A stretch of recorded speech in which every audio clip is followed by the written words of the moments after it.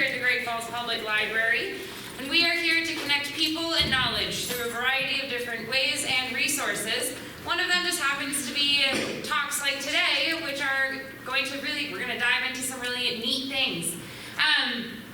We also have author talks, documentaries, all sorts of different items and options for everybody, but we're also always open for new suggestions. And that's how tonight came to be. So tonight we are going to be celebrating the 65th anniversary of AmeriCorps. Woo! Or Peace Corps. Dang it! But that's still exciting. I don't have any true experience with Peace Corps. I was accepted back in 2016, but then I wasn't able to actually take it. Who in this room has been a part of Peace Corps in the past? Wow. Have you been a part of Peace Corps in the past? Raise your hand. Yeah. Okay, great. I love that. And obviously these folks have as well. I'm not going to take up any more time because I'm not the one with the stories tonight. So I'm going to turn it over to Kehl, who's going to run the show from here on out. So join me in welcoming all of them. So my wife and I just moved into town in an attempt to meet people. What I did is I committed to doing something like this randomly so that I could meet all the other Peace Corps volunteers in town. I found 5 of them that could join us and one who's not in town. And then I put up the event and suddenly there are 30 of us. So I'm really happy to share this with you. It is the 65th anniversary of Peace Corps this year, as most of us know from the email we got from Peace Corps head office and from the groups that are around. I don't know how many of us are members of Western Montana group, but I wanted to celebrate Peace Corps 65th and meet all of these folks. And I will let, my name is Kehl Mandt. I served in the Peace Corps Philippines 2005 to 2007, Peace Corps China from 7 to 8, and I'm currently doing a virtual Peace Corps service, which if you do not know that you can do that, you can go on Peace Corps' website and sign up for a virtual service. I'm helping a class in Ukraine. For the last 3 years, we've been doing a fun English activity once a week. It's a lovely activity. If you want to do it, look at their website. It has been very, very valuable for me. Yeah. My name is Holly Johnson. I live here in Great Falls, Montana, and I served in a country called the Gambia in Africa. It's located in West Africa from 2017 to 2019 in the education sector. So I'm happy to be here today and share all my stories. And I'm Lucretia Humphrey, and I was in Sierra Leone from 1971 to 74, quite a while before all these young people. We were the older version. Anyway, I was in education there. And moving up the age spectrum, I'm Jim Humphrey. I served in Morocco from 1968 to 1970. We're here to talk about that as well tonight. What was your job? And I was, in the first part of my tour, I was an agricultural extension agent. The volunteers insisted that the program be terminated after 1 year, and it was. And after that, I taught English in a couple of universities in Rabat. I'm Dennis Sugden. I went in the Peace Corps in '64, and I was trained in New York City for 6 months. I ended up with 8 graduate credits in education at Columbia Teachers College.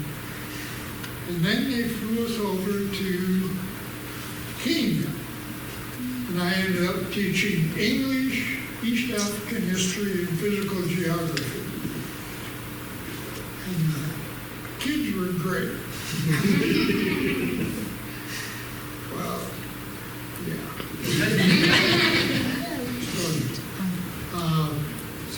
What really, I went to school in Montana.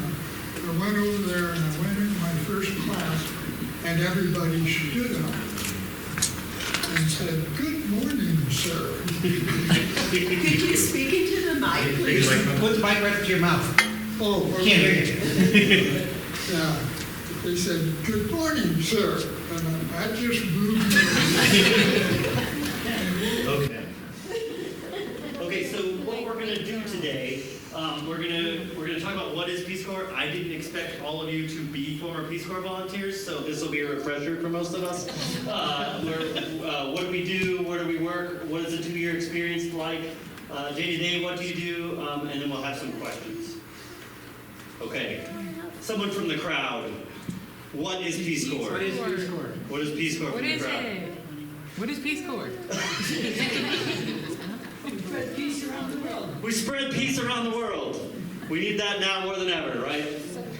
So Peace Corps is a service opportunity for motivated change makers to immerse themselves in a community abroad, working side by side with local leaders to tackle the most pressing challenges of our generation. I don't know about you, that is not what I did, but I worked hard. Okay, so what are the 3 goals? Who remembers what the 3 goals were? Do you remember 3 goals? You were the most recent one. So the 3 goals of Peace Corps was to share our American culture with our host country, share or work on different skills to help develop and create sustainability in our country, and then also the 3rd goal was when we come back to America, share what we learned there with our Americans.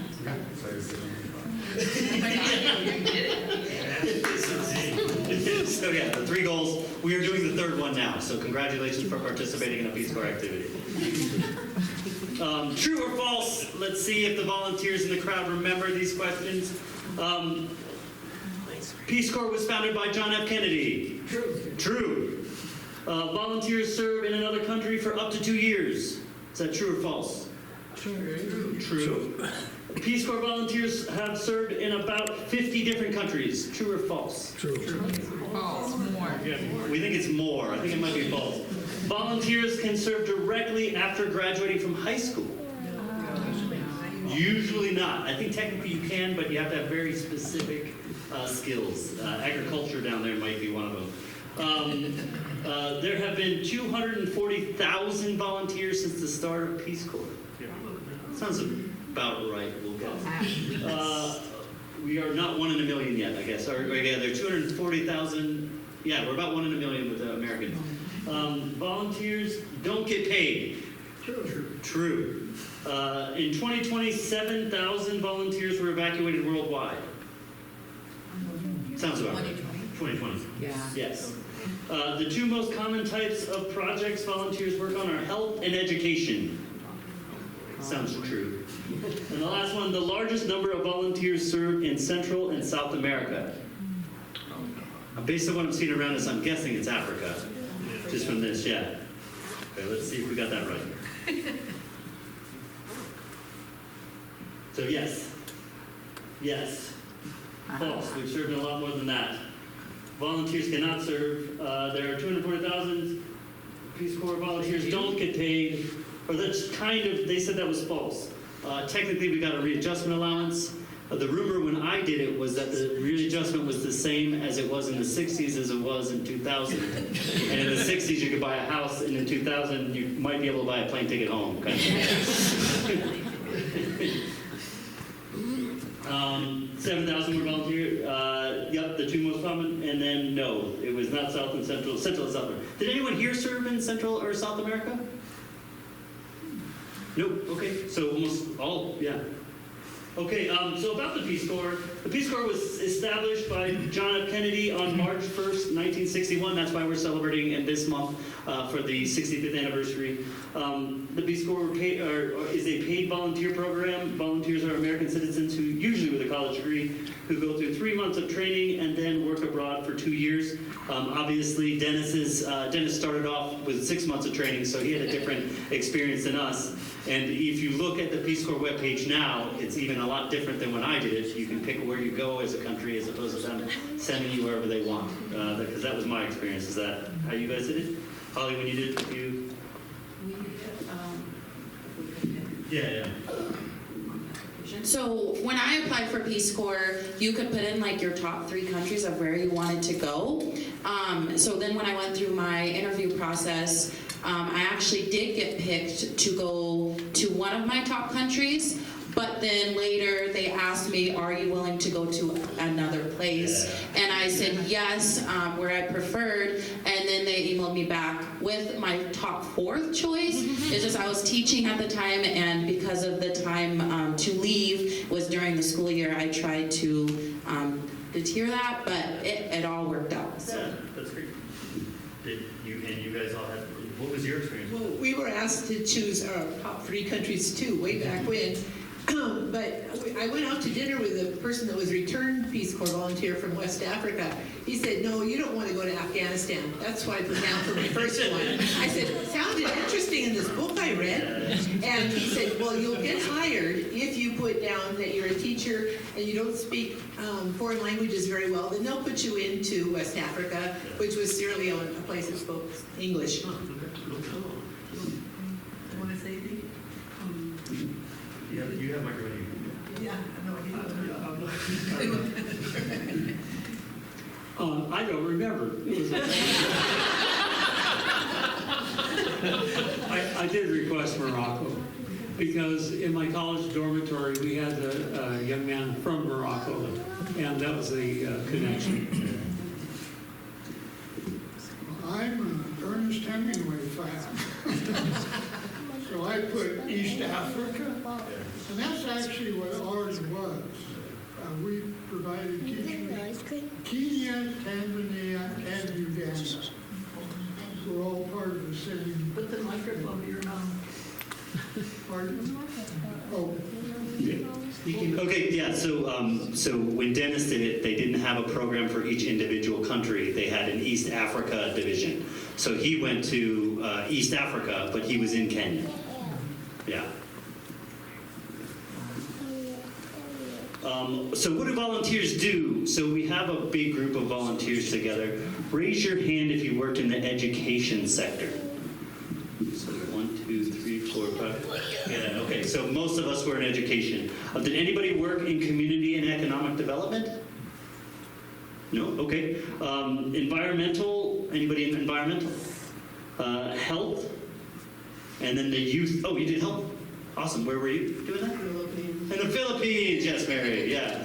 And we've got community economic development. Anybody do community? Agriculture. And agriculture. Sorry. Thanks. Who did Agriculture. Oh, awesome. What did you? Where were you? Thailand? Thailand and agriculture doesn't sound like a bad time to me. Okay, so we've got our map up here. We've got the Caribbean, Central and South America. Africa was 45%, 4% in North Africa, Middle East, 4% in Pacific Islands, and 12% in Asia. Yeah. So you can see Africa is definitely the biggest population. Montana volunteers, of which most of us in this room would be called one. I guess I am now. Montana traditionally ranks in high in terms of the number of Peace Corps volunteers on a per capita basis. For example, in 2020, Montana ranked 3rd in the nation of per capita volunteers. So yeah, and you can see kind of the numbers. We have trailed off in this last year, but we were typically pretty high. I got these numbers from National Peace Corps Association. If you're not a member, consider it. Okay, so I've got countries that the five of us have served in, and we had one other person. So can we do we know what these countries are? So what is this country? Anybody know? We got I'm sorry. What country is that one? Morocco. Thank you, guys. How about this one? It's in the news. Ukraine. Yeah. Anybody know this little guy? Rwanda, where your daughter served. How about this little circle here? Sierra Leone. Thank you. There's one that is hard to see, but it's this little river. The Gambia.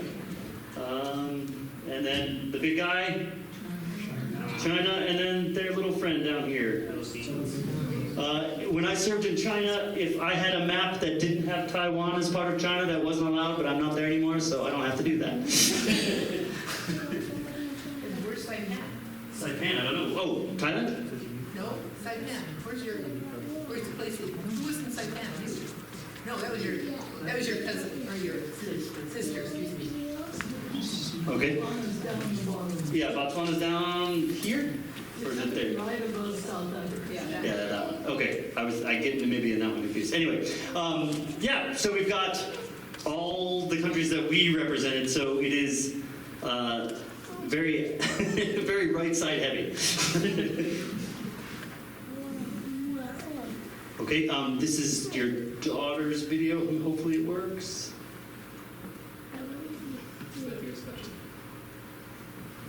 Touching the screen.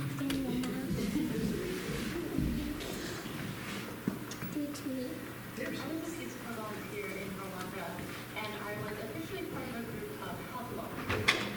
But once I We'll pause. Can you hear that or not really? Yeah, mine's all the way up. Yeah.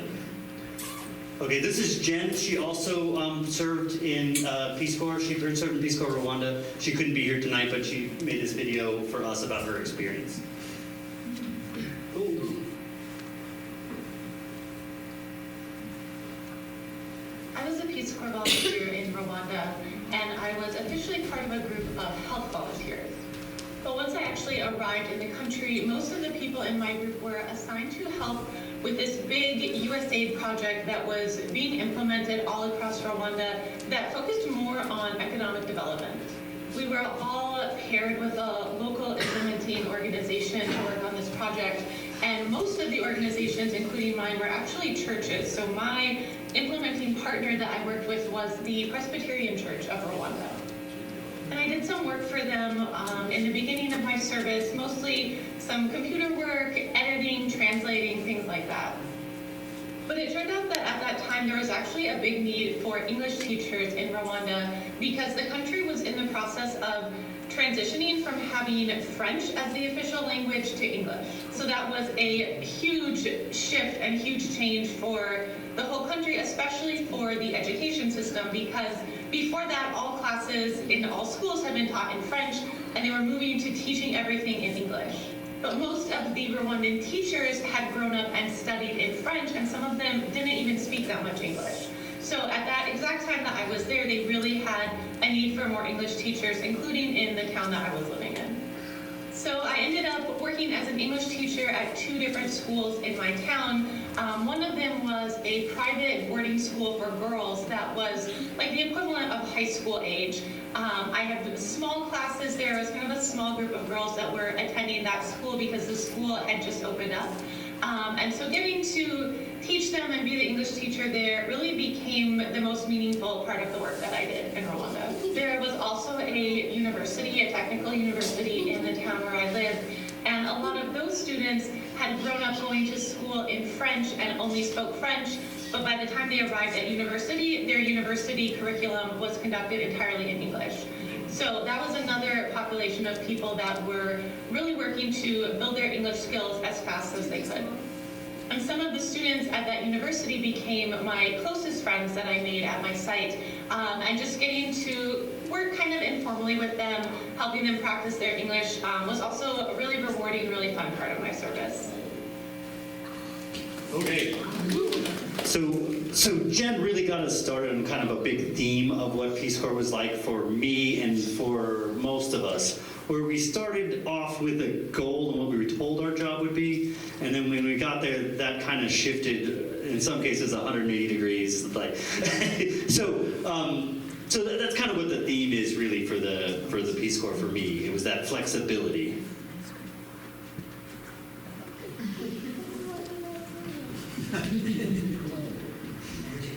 Hello, hi.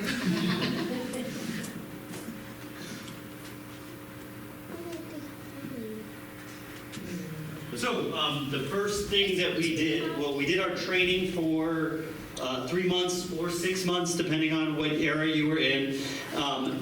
raise your hand if you did your training in country. Okay. Now raise your hand if you did your training. Oh, no, I didn't. We just did, we did 2 or 3 weeks in Philadelphia, and then we trained in Okay, so you did a little bit of both. Okay. So for us, staging, that's what we had. staging was 2 days for me in wherever it was. I was in Detroit for one, San Francisco for the other one, and then at home for the third. So it changed depending. When I talked to Peace Corps, they said they changed it based on where the cheapest flights were. So federal dollars, where the cheapest flight is. So we did Detroit and we did San Francisco for one. Where did you guys do your trainings? In country? All in country. All in country. Okay, yeah. So, but most of it was in country after that.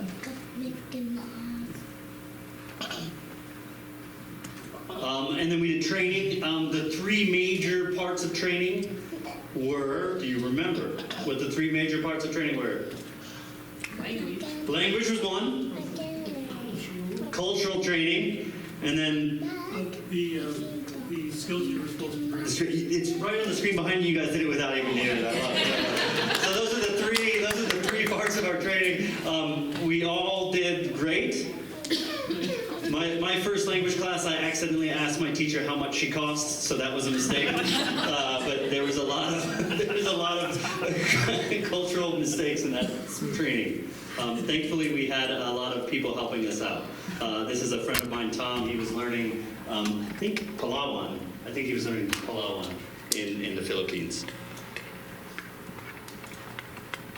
The community. Did you want to talk about it? So the community, it's probably pretty similar between all of us, but when I first got the Peace Corps in our training, they asked us, okay, what kind of village do you want? What kind of area do you want? Do you want a big one? Do you want a small one? Do you want to be in a big compound? So when we lived there, we definitely just immersed ourselves. We got assigned a village, and then we got assigned a family and a compound to live with. And so just what I can take away about my community is I like smaller. I'm not really a big, huge city person. And then there's one main road in the middle of Gambia. So they said you can live on the road or off the road. And I said off the road. So I lived in a small to medium village about 5 miles off the road. And there was one car that left at 5 a.m. in the morning, and if you wanted to go by car, that was it. Otherwise, it was bike for me. So I lived in a great community. I lived in a host family that I had a host dad, a host mother, an aunt, and then some siblings. So my compound was relatively smaller than most compounds around and families around. The one thing that Peace Corps did say is just really become a person in the community. Be like them. Do what they do. And that was really good advice because I learned a lot. But it basically, before I could even start my work, it helped them to trust me of what my goal was there to do in their village. But like we talked about, it totally changed when we got there. But my community was great. I did get an African name. So they do all the different traditional things. So when you're born in Gambia, in 1 week from your birthday, you do get a naming ceremony, and that is when you get your name. And you're always named after someone. So my name in my country is Mom Jara. And so I got that a week in. So all the kids called me Mom Jara. Every time I entered the schoolyard, the ECD kids would chant Mom Jara Nata, which means Mom Jara has come. And they don't stop until I go to the class. So they will just do it and do it and do it. But if they saw me, I could never hide. Anytime the kids saw me, it was Mamu Jara. So, and that greeting was a big thing, was to greet and to always just be friendly. That was the culture. But my community, I did the wedding ceremonies, we got dresses and clothes made, and that was just something that was a lot of fun. To this day, my host family and my friends call me every single day. So it's just, and I've been lucky to go back for the last 5 years. So if you do the math, I left in 2019, 2020 was COVID, could not go back. But from 2021 to 2025, I have been able to go back. So the community definitely became my family. So I have been very blessed where I served. Dennis, you had an amazing story about becoming an elder in your community. Do you mind sharing that? Okay. After I got settled in long enough so I was familiar with the boys, our school was a government school, and it was supposed to be a day school. But the trouble was, all of our students were from far away almost. So we ended up having, and by the way, when I got there was no school. There was a Catholic mission. It was sponsoring the school, even though it was a government school. And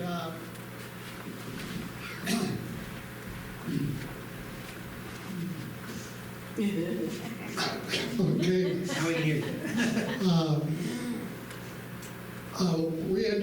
I actually had to stay with the fathers because there was no house for me either. And actually, all of the people started calling me Father Dennis. I couldn't pronounce Sugden. But I finally knew my students and I knew the areas they came from, and I wanted to see what those places were like. So I chose a bunch of people and headed downhill because we were about 4,000 feet up. And here, not too far away, we run into an old man holding a spear and has a fly whisk, and he talks to my students in Meru, so I don't understand. And finally, one of them turns around and says, well, he said, he asked what they were doing with me, and they told him that I was their teacher. And he said, a teacher of any of our boys has to be an elder. He said, so I'm going to make you an elder, he said. And he gave me his spear and gave me his fly whisk. And then the third elder thing was on a rawhide cord, he had a three-legged stool that he carried around and could sit on the ground when he wanted to sit down. But that was carved really beautifully. So he didn't give that to me, he said he'd have one made. And after we made the trip and got back, then I was called to the elder's house, and I had to go there, and I got my stool. You got your stool, yeah. Got my stool, but I also had to buy a goat for the feast. A lot of unknown things that you have to do when you become an elder. We're all learning. Do you guys have a story you want to share about being in the community? We got Lucretia's picture here from when she was in it too. Way back then. I was in quite a different situation. I had heard of all of my friends that were in small villages. I was never asked where I wanted to go. I was placed in a large village, basically, but it was the furthest one from the capital city. So if you wanted to go to the main, biggest city in Sierra Leone, it would take 2 days to get there. So we were rather isolated, but they also had so many other volunteers. So I never got the all alone in a little hut in the middle of nowhere experience. Instead, I shared a house with a Canadian volunteer and another American volunteer at one point. And there were the Canadians, there were the Brits, there were contract teachers from India, Bangladesh, and Sri Lanka. And so we had this other cultural experience as well as the regular Peace Corps. And I was very lucky to be where I taught in English. For me, it was really wonderful. But I never learned the language like some of my friends. Like, there's a friend that has just written a book. She's about 15, 16 years younger than me, and I really recommend it as a Peace Corps. Before I forget to tell you this, it's called Before, geez, appreciate it. And it's by Betsy Small. She's getting very good reviews, and it's a Peace Corps story, and she was in Sierra Leone too, but she was an agriculture worker, which never happened to women when I was there. It was always the men that got to be the agriculture workers in the mud. And she tells her story, and it's very poignant and very, very well done. So I recommend it highly. Before, Betsy Small. I was going to bring a copy of it to show, and I forgot. Oh, Jim, you want to say something? I arrived in Morocco not too many years after the French colonial regime ended. And there were still farmers around who were French descendants and French speaking. The national language in Morocco was the sort of language of business and commerce tended to be French, but the everyday language on the street was Arabic, and I was trained in Arabic. I was stationed in a farming center. It wasn't exactly a community. It was like a extension service center for the regional farming, and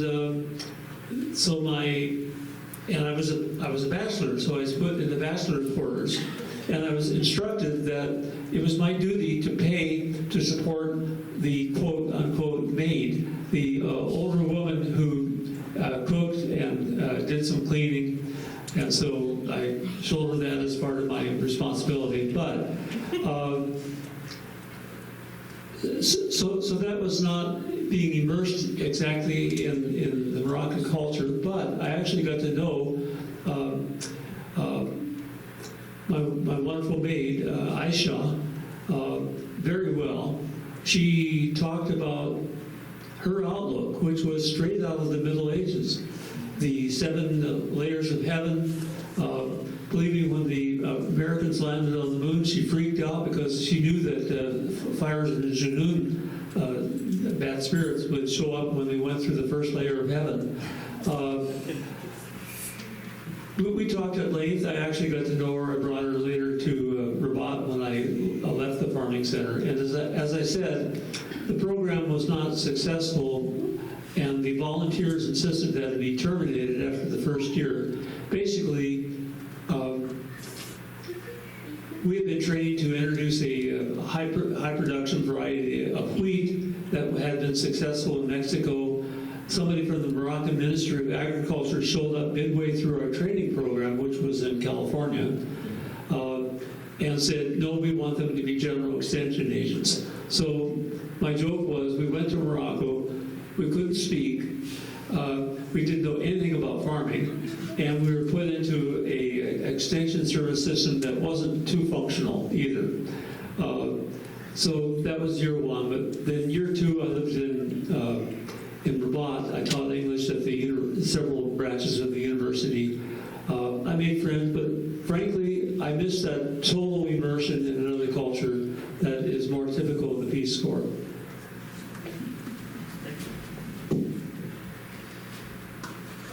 Okay, so one of the things that we all participated in was locally prioritized projects.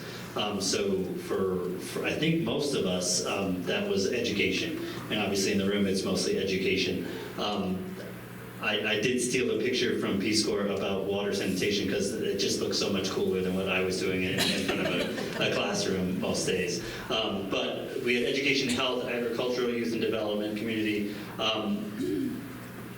I had a similar experience to you in that when they told us we were sort of arriving in the Philippines, my job was to be a teacher trainer, which is a really interesting job to give a 22-year-old to train all these people who've been teaching for 30 years.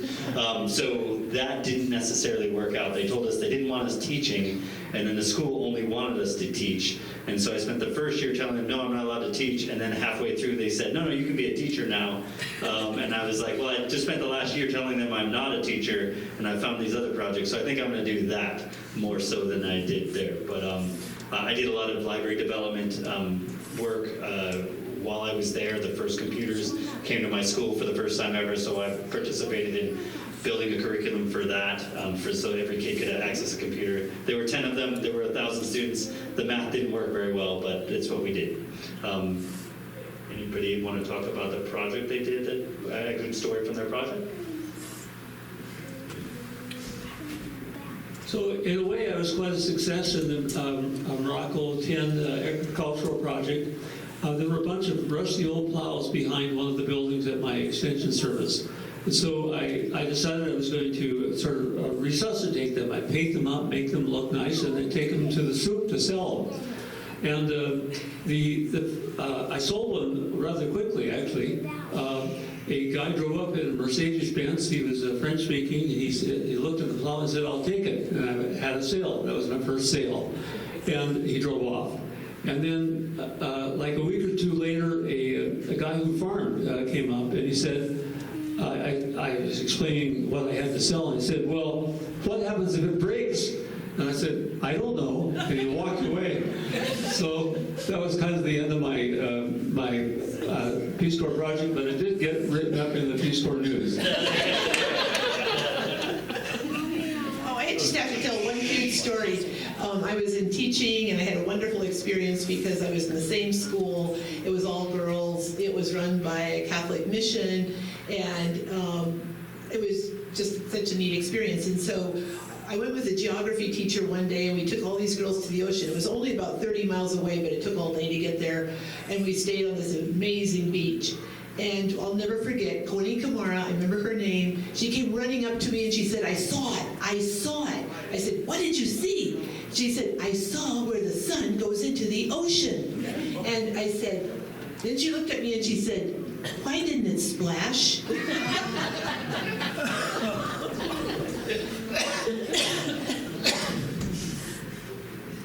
Culture.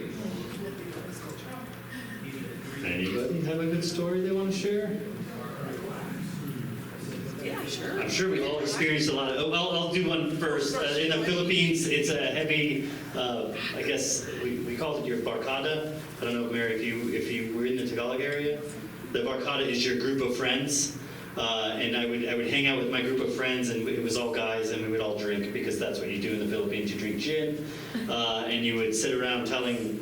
I don't know if any of the stories were real, but we told a lot of stories, and that was the community I developed with my co-teachers. And there was a lot of strange stories that I learned, and I learned more about the Philippines in that circle than I did living there every day, because that's when they were more honest with me. I think. Well, I just think that even though I was not immersed in the culture, one night about midnight, 1 o'clock in the morning, there was a knock at our door, and they said, "The moon is up, and the Women's Secret Society is coming out, and we are to go there. Get on the back of my bike as soon as you can." So I put my clothes on immediately and got on the back of my friend's motorbike, and we went out, about a half an hour out into the bush. And this huge moon was coming up, and it was drumming and drumming and drumming, and out came the girls. The whole Society for Women is called Bundu in West Africa, or some of West Africa, and it's really a secret society, so we don't know everything that goes on, but they came and danced for us, and it was really like that real big immersion moment, and very wonderful. Of course, part of it was because they knew that we would also give them a dash, some money, to help provide for these girls, and it was just so amazing to think.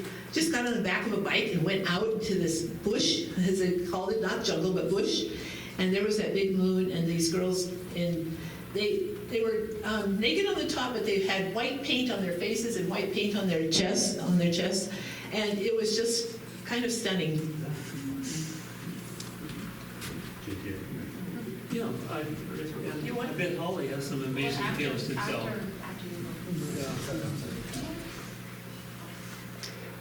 I was struck in Morocco by the division of the country into extremely different realms of experience within the Moroccan population. There were many people who were literally still living lives from the Middle Ages. They were peasants. They plowed their fields with using a camel or a horse. They stayed in their villages, and so that was one level. Then there were the people who were in cities, At the time I was there, the Moroccan women in the cities who were city folks only wore headscarves, no jalabas. The jalaba was what people call today the hijab, the covering of the face. Rural women wore that kind of a dress, but in the cities they didn't. And then there was the sort of Moroccan elite who, some of them spoke French in their family as their primary language. And they traveled to Europe, and they were the ones running things. I had a friend who grew up in the southern part of Morocco in a conservative area. He came to, his family moved to Rabat. His father opened a restaurant in the Medina, which is the traditional city. And he didn't learn French. He learned English from hanging out with some of the tourists who came through and some of the Peace Corps volunteers. And at one point he went to Great Britain because he thought he wanted an adventure, or he wanted to break free. And it was overwhelming for him. The intensity, the number of people, the whole scene was overwhelming, and he flew back to Morocco in some months, and he kissed the ground in Morocco when he got back. He also told me years after I left, and I looked him up like 10 or 15 years later, he said, I left my Peace Corps book locker with him, and that had changed his life, all the reading he did. I think the Moroccans felt the tension of being torn between different worlds.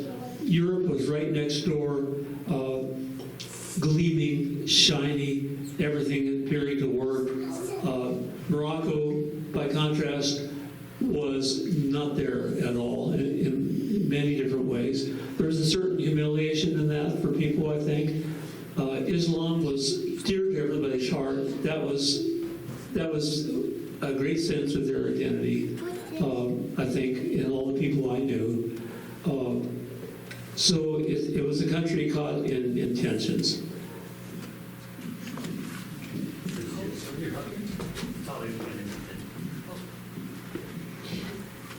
So culture was basically, it was just in everything. In the Gambia, the culture is very deep in the way that you talked. Don't just go up to somebody and just start asking them or saying what you need. You have to go through a whole greeting like Sumole, Coordinate, hope you're, and it's basically how are you, how's your family, hope there's no trouble, I hope you're feeling well, and then you can get to your conversation. So that was a big thing that I learned, and it was really important that you did, because that was just a respect thing. Another culture too is the Gambia was 98% Muslim country. So they, a lot of the elderly people more so, wanted their children not to learn English. They didn't want their children to learn English. They didn't want them to go to English schools, per se. They wanted them to still learn Arabic and go to the Arabic schools. So that was a big thing that I had to learn, that I wasn't there to just teach them the American way and the European way. I was there just to help them know that education is power, and to educate your children and your families, it will open up many, many doors. So a fun thing that I get to say is that sometimes we're in Peace Corps for 2 years and all of it is sustainability. But we don't, sometimes if you don't reconnect or go back, it's hard to know if your projects or things that you did are still continuing. So when I first got to my village, I first got to the school, we had barely 200 kiddos from 3 villages that attended my school. From preschool to grade 7. Then we added grade 8, and then we added grade 9. So it's preschool through grade 9 school. When I went back this last time in October, there's over 500 kiddos going to that school, which just makes me get goosebumps, because some of those families that did not allow their children at all, or didn't want them to go to English school, they are allowing them to go to school now, and those kids are learning and they're having fun, and it's fun to see see that was one thing that I really tried to open up, is that to the community, that education is important. You can do both. You can do Arabic and, learn how to read, but it's important. So that was a culture shift that they're starting to see with how education is important. The Gambia is a very social. You chat. Back on my table, I have black tea, which is called a taya, and then I have two little cups. People sit around because it's hot, underneath a tree, and that's the main thing. In the morning, they brew a taya. Before cooking lunch, they brew a taya.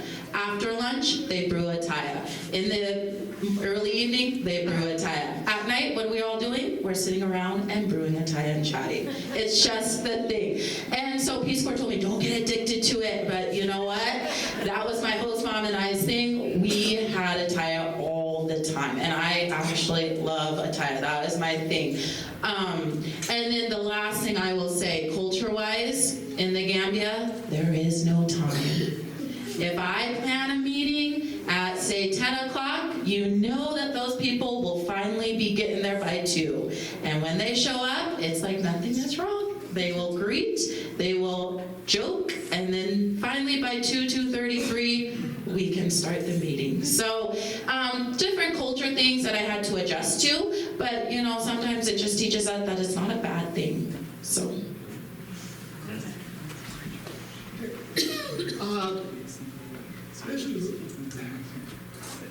I was way out in a very, No pressure.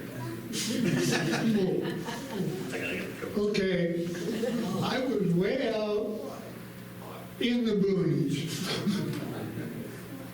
And the tribe there was one of the, where they have cohorts. So every 7 years, they hold a circumcision ceremony and circumcise every boy from age 7 to 14. And they become the first layer of warriors, cohort. And then the next year, they move up, or not next year, 7 more years, the next cohort was created. Well, then the clan is the source of everything. You don't own your land. The clan assigns you certain areas, or you beg it and they give it to you.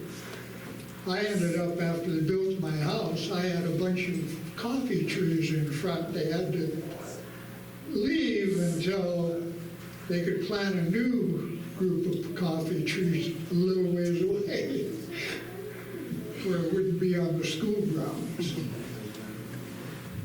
And basically then the authority goes up like that, and the priority goes up like that, and you have to stick to all of that. The elders actually have their own way of speaking. And I actually had participated in a circumcision ceremony because I was an elder.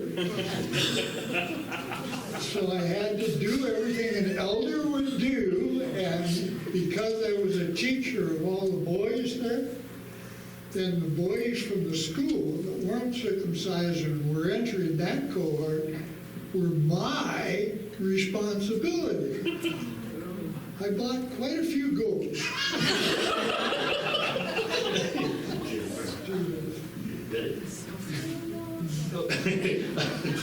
Holly reminded me, we do have 2 tables kind of with a bunch of stuff we got from Peace Corps. There are snacks on mine. I don't know what else is on yours. If you would like mangoes or peanuts, please go, feel free.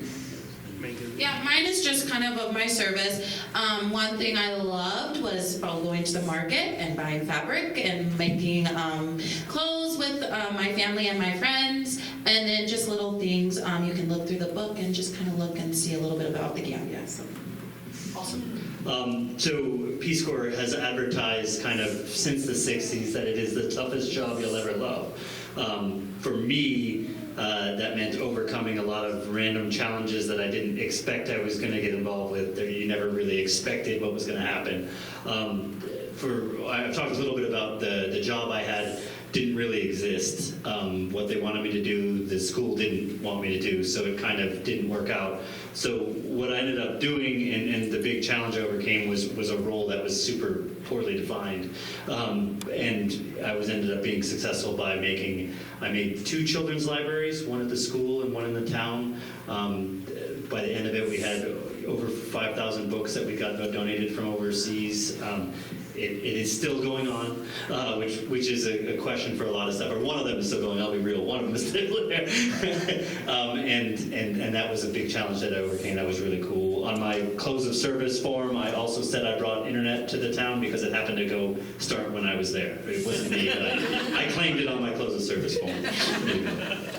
I'm glad you brought this up because when I left DC, I was there for about 2.5, 3 days for my pre-staging of kind of just logistics. And our trainer, she got on the bus. We're all sitting there. We're about to go to the airport. And she's like, and she had us all on the bus. We weren't going anywhere. So and then she tells us this.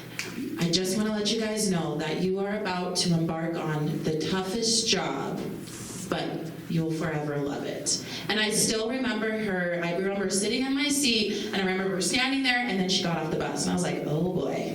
So I have no idea. But I truly can say it was a tough job. It was tough. There were some days, and let me remind you, I was nothing from my village to the road, and I would call my best friend some days if I had a bad day at school, and she would be like, what are you doing? And I said, I'm walking, hoping to make it to the road, hoping to make it back to America, and then I would always turn back and go back to my compound. But there was some moments that were tough. I left the United States with 18 people in my group. 3 months into our training, when we swore in, 16 of us swore in. And then 2 years later, when we had our close of service to get our certificate, only 5 of us made it. So it is truly a tough job, but as you can see, and my family will vouch, it's my love. It's my passion. It's all that I ever want to talk about. So. I think one of the most interesting things happened before I went in the Peace Corps from an ex-Peace Corps volunteer. And he said, the one thing you have to do is let go of the idea that you're going to do anything to change anything, or accomplish anything. Your job is to go there and enjoy the people and learn about the people and be inquisitive and be flexible. And don't have this big burden that you have to accomplish things. I felt guilty every time I hear somebody talking about their projects. I kind of get nervous because I was a teacher, so I got to do that. That was simple for me. But the biggest thing was to let go of all those expectations and enjoy the people. Or you don't have to. That's okay. I wanted to say somewhat similar to what Lucretia just said. The Peace Corps, I think most volunteers would say it's an exercise in humility. You don't know much. You're in a different world. It's different from top to bottom. It's still wonderfully human from top to bottom in a different way, with a different accent.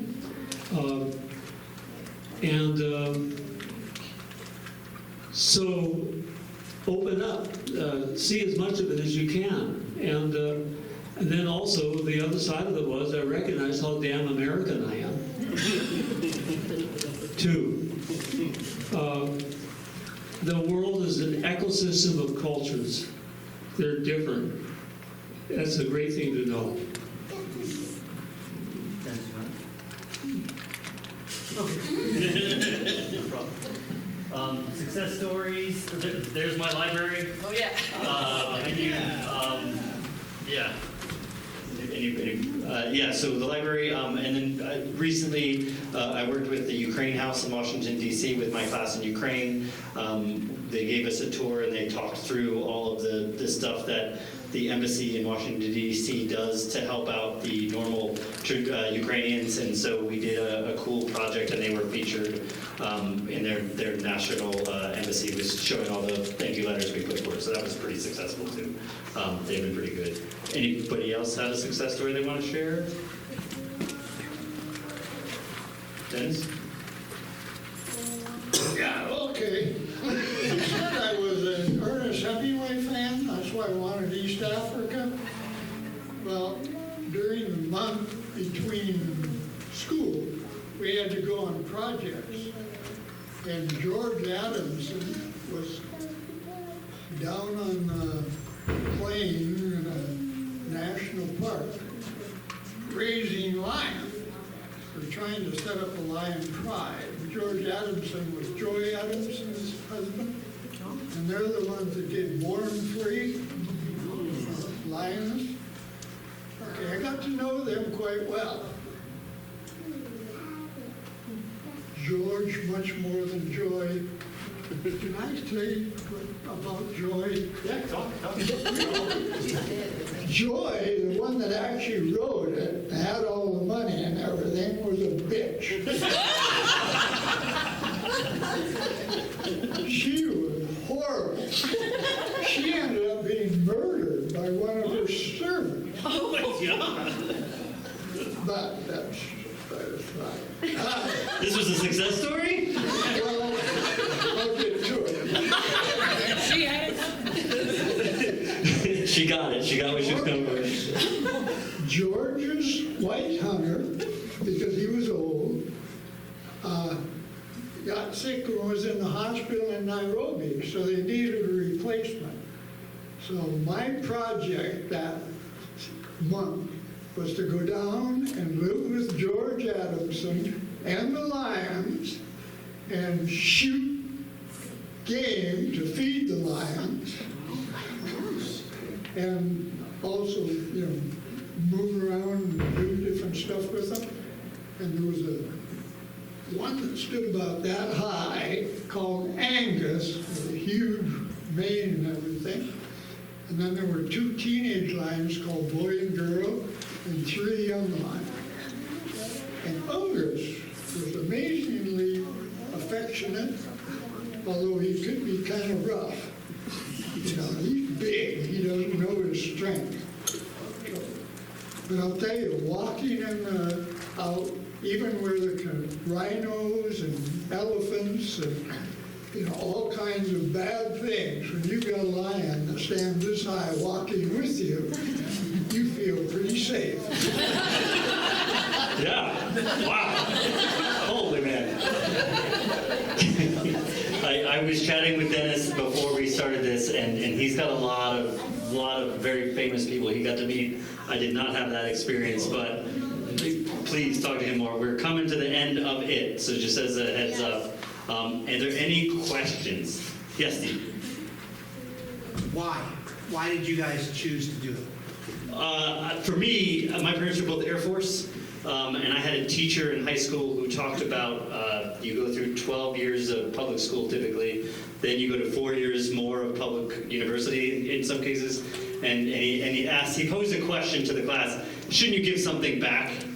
And I don't think anyone else in my class listened to what he was saying because it was a high school teacher, but I heard that, and with my parents in the Air Force, I wanted to give back. I didn't necessarily want to join the service, but I wanted to get back, and that's why I did it.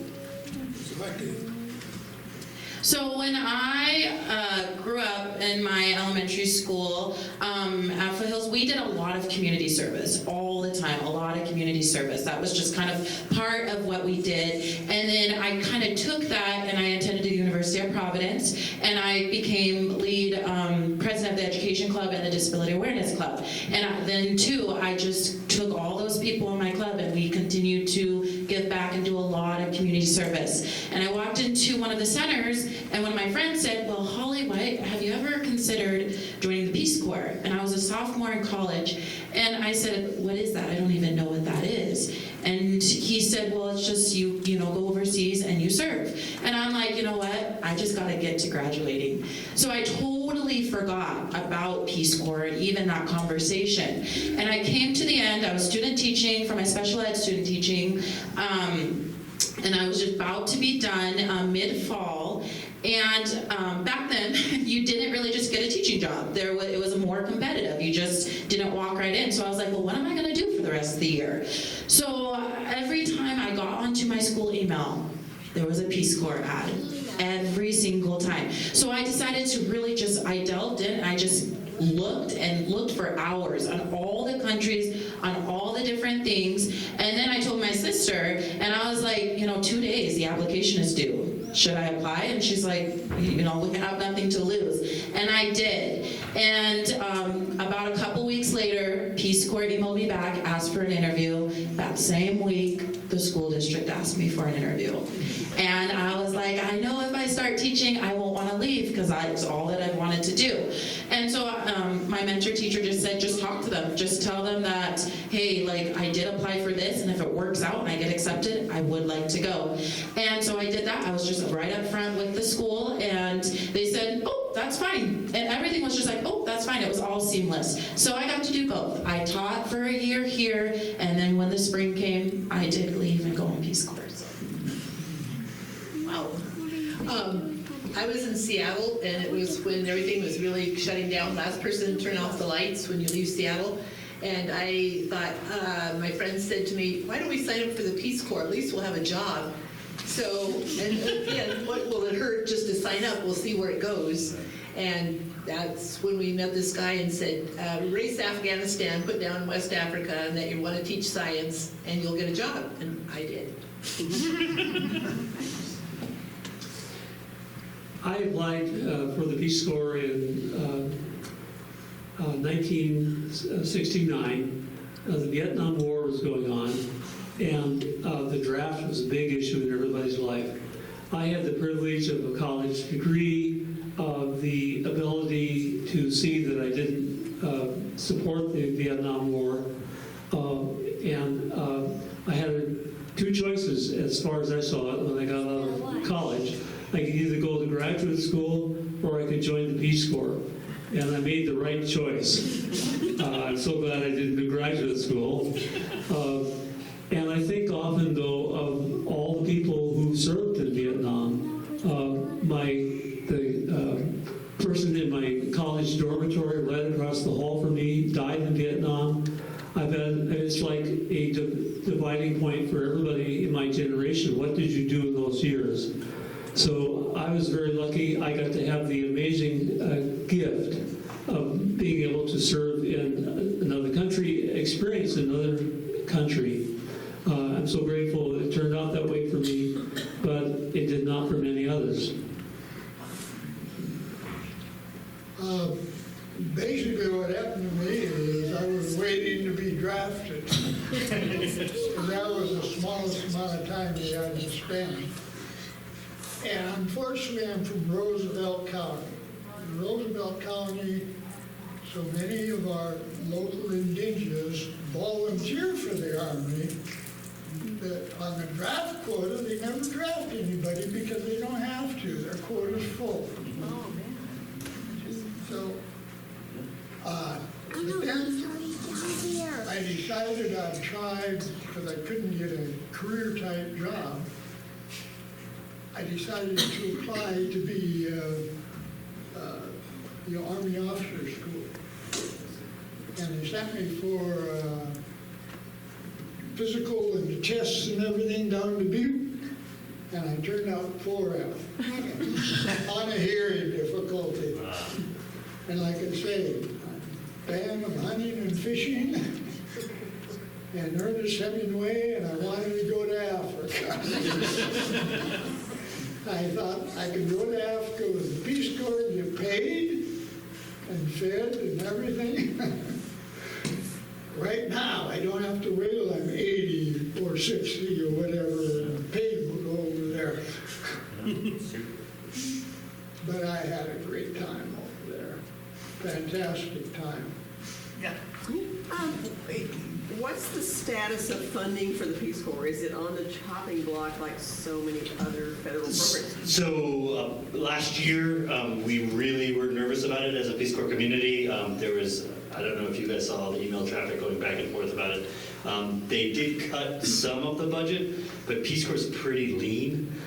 They really couldn't cut much, and it's one of the few programs that had support from both houses, or both sides. So we were very surprised, especially as a lot of volunteers want to go into USAID, and they got cut altogether. So we did not have anywhere near as what we thought. I mean, if you would have heard the email traffic at the time, it was like lay down on the Congress steps so that this can't happen. So yeah, but it not that much.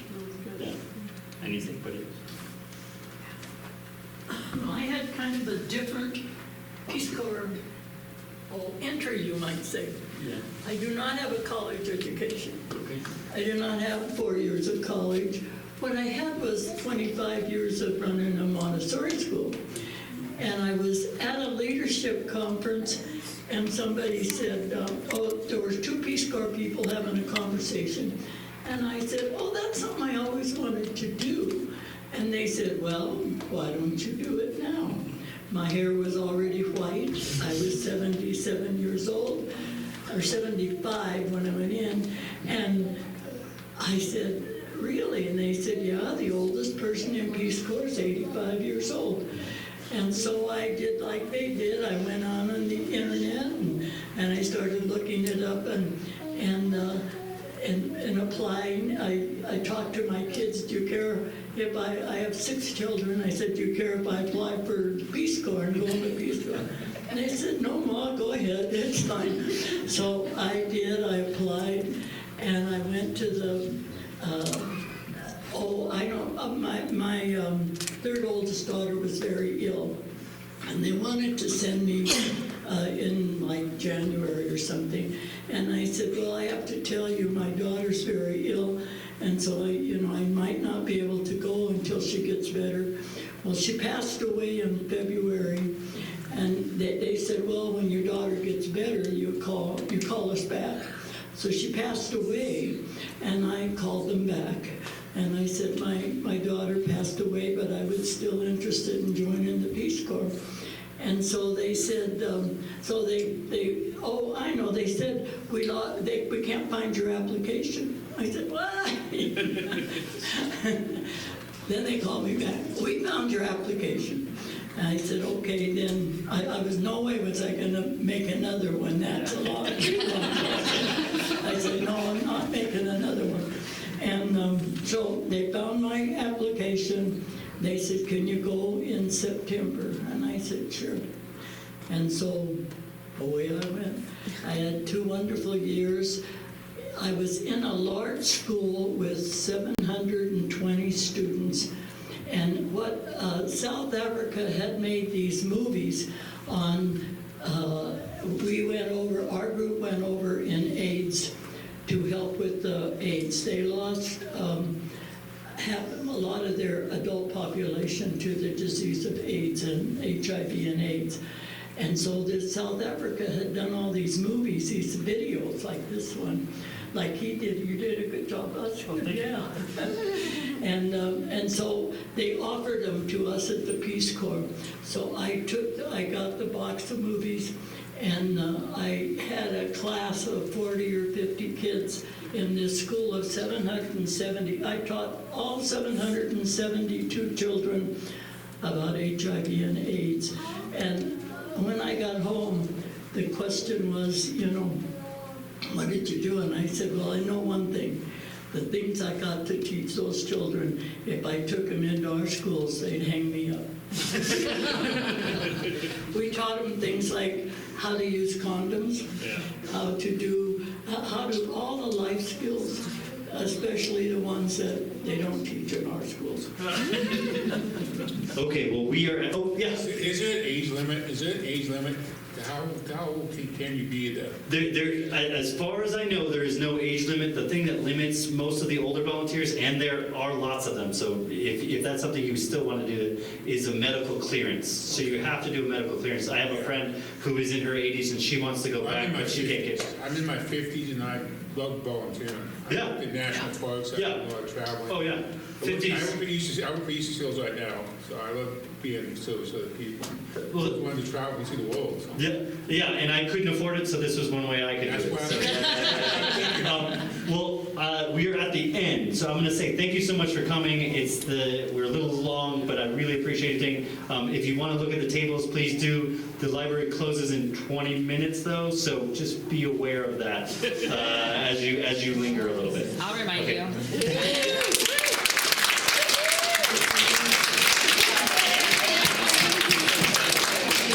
Thank you so much for being a part of this panel and this conversation today. Thank you all for coming out and learning something new with us.